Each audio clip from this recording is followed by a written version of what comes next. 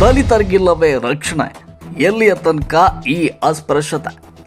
ಮೊನ್ನೆ ತಾನೇ 78ನೇ ಸ್ವಾತಂತ್ರ್ಯ ದಿನಾಚರಣೆಯಾಗಿದ್ದು 78 ವರ್ಷಗಳು ಗತಿಸಿದ್ರೂ ಕೂಡ ದಲಿತರ ಶೋಷಣೆ ನಿಲ್ತಾ ಇಲ್ಲ. ಇನ್ನು ಈ ಸಮಾಜದಲ್ಲಿ ಈ ಪಿಡುಗು ಎಲ್ಲಿಯ ತನಕ ಎನ್ನುವಂತ ಪ್ರಶ್ನೆ ಕಾಡ್ತಾ ಇದೆ. ಅದರಲ್ಲೂ ಕೊಪ್ಪಳ ಜಿಲ್ಲೆಯಲ್ಲಿ ಇನ್ನೂ ತಾಂಡವವಾಡ್ತಾ ಇದೆ ದಲಿತರ ಮೇಲಿನ ದಬ್ಬಾಳಿಕೆ. ಇದಕ್ಕೆ ನಮ್ಮದೊಂದು ಧಿಕ್ಕಾರವಿರಲಿ ಅಂತ ಕರ್ನಾಟಕ ರಾಜ್ಯ ದಲಿತ ವಿದ್ಯಾರ್ಥಿ ಪರಿಷತ್ನ ರಾಜ್ಯ ಪ್ರಧಾನ ಕಾರ್ಯದರ್ಶಿಯಾಗಿರುವ ರಮೇಶ್ ಎಂ ಕಡೇಮನಿಯವರು ಆಕ್ರೋಶ ಭರಿತವಾದ ನುಡಿಗಳನ್ನಾಡಿದ್ದಾರೆ. ಕೊಪ್ಪಳ ಜಿಲ್ಲೆಯ ಯಲಬುರ್ಗಾ ತಾಲೂಕಿನ ಸಂಗನಾಳ ಗ್ರಾಮದಲ್ಲಿ ಶನಿವಾರ ಕ್ಷೌರದಂಗಡಿಗೆ ಕ್ಷೌರ ಮಾಡಿಸಲು ಹೋಗಿದ್ದೇ ತಪ್ಪಾಯ್ತಾ ಯಮನೂರಪ್ಪ ಎಂಬ ದಲಿತ ಯುವಕ.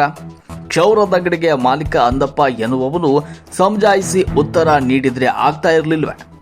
ಅಂಗಡಿಗೆ ಹೋಗಿದ್ದಕ್ಕೆ ಜಾತಿ ನಿಂದನೆ ಮಾಡಿದಲ್ಲದೆ ಕೊಲೆಗೈದಿರುವುದು ನಾಗರಿಕ ಸಮಾಜವೇ ತಲೆ ತಗ್ಗಿಸುವಂತಹ ಹೇಯ ಕೃತ್ಯವಾಗಿದೆ ಅಂತ ಆಕ್ರೋಶವನ್ನ ವ್ಯಕ್ತಪಡಿಸಿದರು.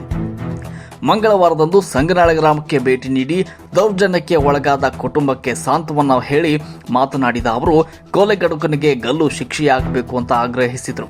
ಸಂತ್ರಸ್ತರ ಕುಟುಂಬಕ್ಕೆ ಪರಿಹಾರ ಒದಗಿಸಿ ಕುಟುಂಬದ ಒಬ್ಬ ಸದಸ್ಯರಿಗೆ ಸರ್ಕಾರಿ ಕೆಲಸವನ್ನ ನೀಡಬೇಕು ಅಂತ ಈ ಸಂದರ್ಭದಲ್ಲಿ ಒತ್ತಾಯಿಸಿದರು. ಈ ಸಂದರ್ಭದಲ್ಲಿ ಜಿಲ್ಲಾಧ್ಯಕ್ಷ ಸುರೇಶ್ ಚಲವಾದಿ, ಜಿಲ್ಲಾ ಸಂಘಟನಾ ಕಾರ್ಯದರ್ಶಿ ಬಸವರಾಜ ಮಳ್ಯಾಳ್ ಹಾಗೂ ಕೊಪ್ಪಳ ಭಾಗದ ದಲಿತ ಸಂಘಟನೆಯ ಮುಖಂಡರು ಈ ಸಂದರ್ಭದಲ್ಲಿ ಉಪಸ್ಥಿತರಿದ್ದರು. ವರದಿ ಪಂಚಯ್ಯ ಹಿರೇಮಠ್.